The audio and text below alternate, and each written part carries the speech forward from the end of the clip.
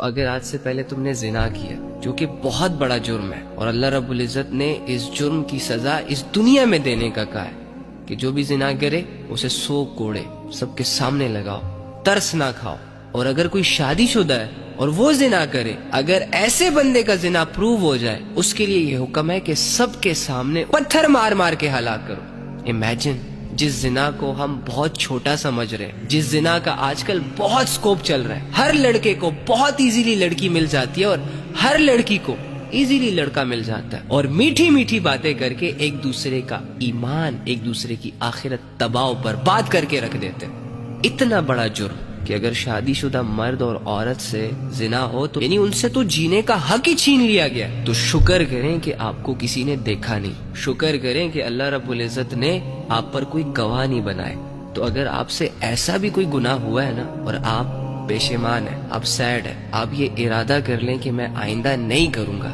تو اللہ نے جیسے تم پر اس دنیا میں پردہ فرمایا ہے نا، آخرت میں بھی انشاءاللہ تمہارے توبہ کی وجہ سے اور اس ارادے کی وجہ سے کہ آئندہ میں اس گناہ کو ریپیٹ نہیں کروں گا یا نہیں کروں گی، اللہ آخرت میں بھی پردہ ڈال دیں گے،